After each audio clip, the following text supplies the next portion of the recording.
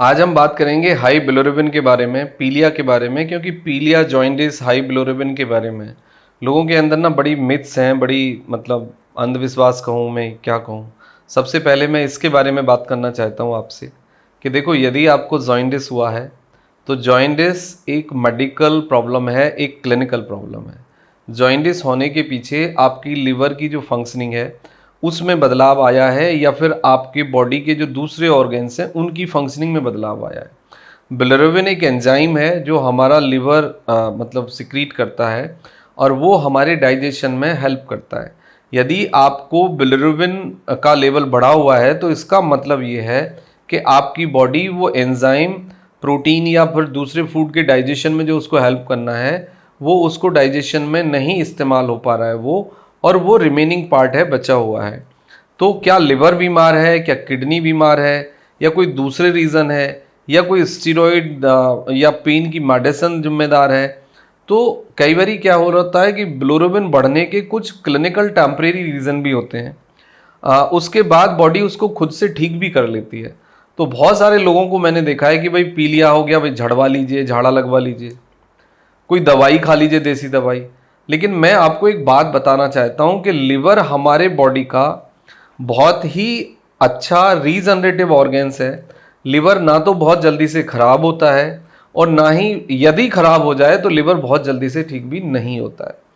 यानी बिलिरुबिन के बढ़ने में, जॉइंडिस के आने में और लिवर के खराब होने में 1 to 3 मंथ्स मिनिमम लगते हैं, और इसको ठीक होने में भी 1 महीने से 3 महीने लग सकते हैं, और 3 to 6 मंथ भी लग सकते हैं। वो डिपेंड करेगा कि प्रॉब्लम क्या थी और प्रॉब्लम की सीवियरिटी क्या थी। आजकल हम अल्ट्रासाउंड में देखते हैं कि बहुत सारे लोगों को ना लिवर में इंजरी हो जाती है। लिवर में इंजरी कब होगी कि जब आपने बहुत ज़्यादा टॉक्सिन्स डाल दिए हैं, कई तरह की अल्कोहल मिला के ले लिए नॉन वेज के साथ, तो आपको इंजरी हो सकती है। आपका लिवर बीमार था, उसके बावजूद भी आप अल्कोहल लेते रहे तो आपको इंजरी हो सकती है। आपका लिवर बीमार था, उसमें आपने पेन किलर ले लिया, स्टेरॉइड ले लिया, एंटीबायोटिक ले लिया, तो भी आपको इंजरी हो सकती है। या लिवर के इंजरी के कुछ अपने इंटरनल मैकेनिकल रीजन भी हो सकते हैं। तो सबसे पहले तो आपको यदि जॉइंडिस है तो उसकी जांच कराइए, फिजिशियन से मिलिए, आयुर्वेदिक फिजिशियन से मिलिए या मॉडर्न मेडिसिन फिजिशियन से मिलिए, वो आपका कॉल है। लेकिन झाड़ा लगवाना, आयुर्वेदिक दवाई लेना, भस्म लेना, पुड़िया लेना, ये सिरप पीना, इन सब से कुछ नहीं होगा, बल्कि आपका लिवर और ज़्यादा बीमार होगा। तो ये सब मत करिए, ये लिवर के लिए डेंजरस है।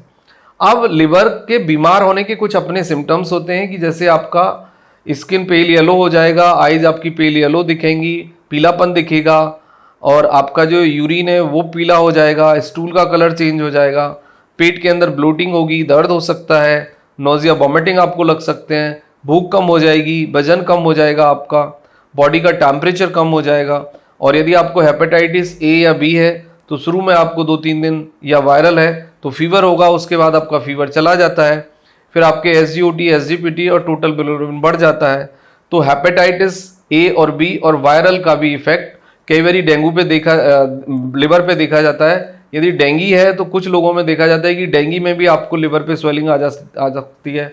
टाइफाइड में भी ये हो सकता है कि आपको स्वेलिंग आ जाएगी, आपका एंजाइम्स का लेवल बढ़ जाएगा। लेकिन उसका लेवल कितना बढ़ा है और अंडरलाइन कॉज क्या है, इससे समझ आएगा। अब कॉजेज में के बाद आता है कि भाई इन्वेस्टिगेशन क्या हो। LFT और अल्ट्रासाउंड एक आधार है इसके इन्वेस्टिगेशन का, चीज़ों को समझने का। उसके साथ हेपेटाइटिस ए और बी की जांच, प्लस टाइफाइड की जांच, और आपके जो दूसरे फंक्शनिंग है उनको भी फिजिकली डॉक्टर को देखना होगा। इसमें कुछ कॉम्प्लिकेशंस भी हो जाते हैं कि यदि आप राइट समय पे दवाई ना लें, परहेज ना करें।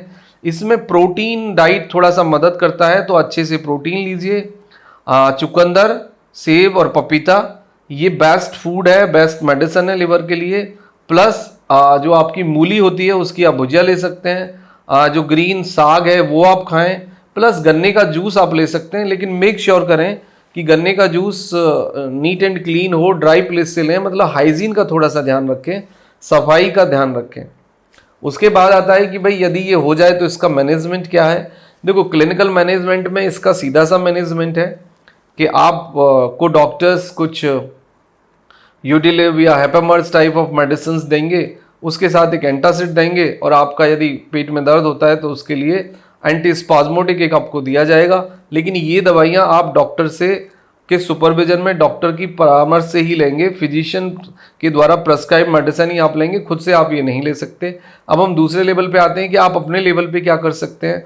आप जितना लिक्विड डाइट दे सकते हैं, आप जितना जूस पिला सकते हैं, जितना फ्रूट्स और वेजिटेबल पुश कर सकते हैं, that will be the helpful. आपका गन्ने का जूस, आपका वाटर, आपका और ग्लूकोज जो है वो भी आप 1 से 2 चम्मच आप वाटर में डिजोल्व करके डेली बेसिस दे सकते हैं।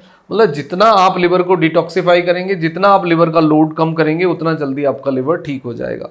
No steroids, no antibiotics, no pain killer, plenty of juice, plenty of water, plenty of fibre rich vegetables and fruits, ये आपका डाइट प्लान रहेगा और इसी से आप नेचुरली ठीक हो जाएंगे। लेकिन कुछ लोग 1 हफ्ते से 4 हफ्ते में ठीक हो सकते हैं। यदि हेपेटाइटिस ए या बी है हेपेटाइटिस, तो आपको 1 से 3 महीने लग सकते हैं और कुछ केसेस में, इन सम रेयर केसेस, आपको 6 मंथ भी लग सकते हैं। तो ये बहुत इंपॉर्टेंट पार्ट है, इसको आपको समझना है। अगेन आई एम रिपीटिंग कि पुड़िया, पाउडर, झड़वाना, XYZ दवाई लेना, ये आपके लिवर को और आपके जीवन को खतरे में डाल सकता है। ये आप ना करें। आप आयुर्वेदिक फिजिशियन के पास चले जाएं यदि आपको आयुर्वेदिक इलाज लेना है, या फिर मॉडर्न फिजिशियन के पास चले जाएं। लिवर की बीमारियों में दुनिया भर में सभी लोग आयुर्वेदिक दवाई भी देते हैं और इंग्लिश मेडिसिन भी देते हैं, और लिवर को कंप्लीटली ठीक किया जा सकता है, बिलिरुबिन को नॉर्मल किया जा सकता है, बट आपको राइट ट्रीटमेंट की आवश्यकता है।